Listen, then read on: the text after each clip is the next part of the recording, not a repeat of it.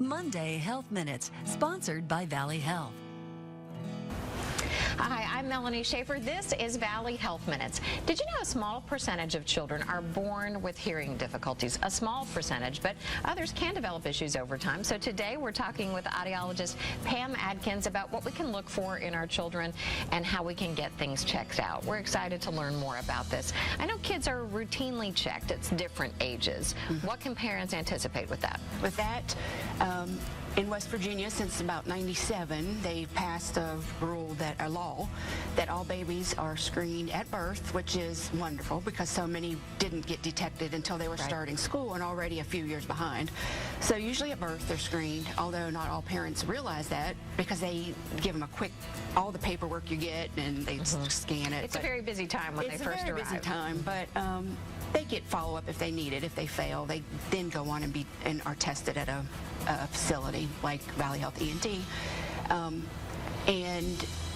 As they start school, first grade, they also are screened and get referred, and a lot of times at that time they catch problems with kids that have a lot of ear infections, fluid, and that's really important because if they don't catch that, they're sitting in a little classroom with their ears all plugged, and if they don't necessarily have infection, it's just fluid, they can really struggle to keep up in the class because they have a temporary hearing loss. Right. Let's talk a little bit about what the hearing screening entails. What does the exam look like? What could mom and dad expect?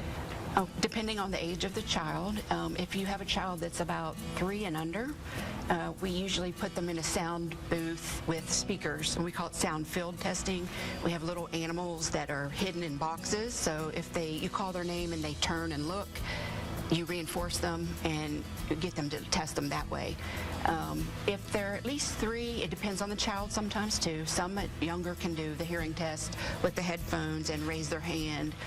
But we do have ways to test them if they are not as able to follow along. You know, with the sound field, it works well. But something age appropriate, not scary for the child. No, it's a little duck and, raccoon. Something and friendly like that. and fun. And they like them, yeah. Yeah, I'm sure. Usually.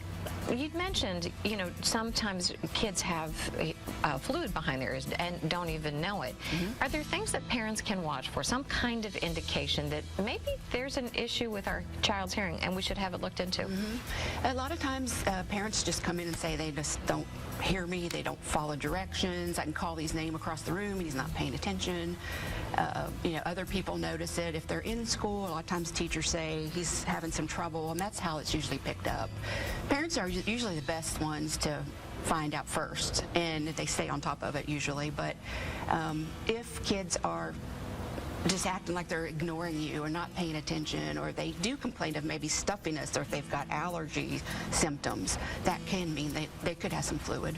You mentioned temporary hearing loss with sometimes when their tubes are full of fluid.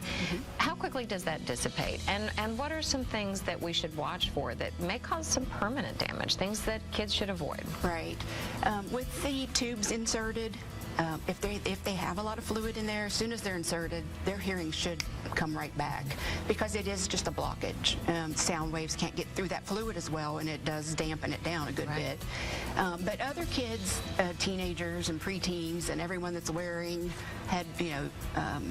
Beats headphones or iPod, earbuds, having them at an extreme volume for a long period of time is not a great idea, even really a short period of time.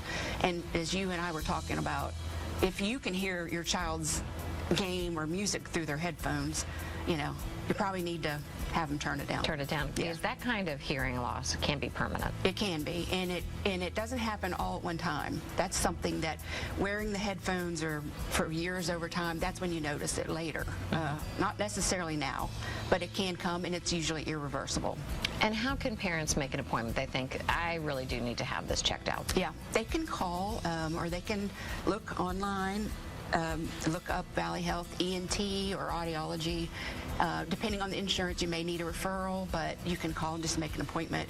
They can have just the hearing test, or they can see a physician and have the hearing test if there's a concern for fluid or earwax or drainage or anything like that. It's good for them to see the doctor. So don't wait. Early intervention is always important. Absolutely. All right. Sooner the better. Sooner the better. Pam, thank you so much. A lot of great information for parents. Thank you. Thanks for being here for Valley Health Minutes. We'll see you next Monday.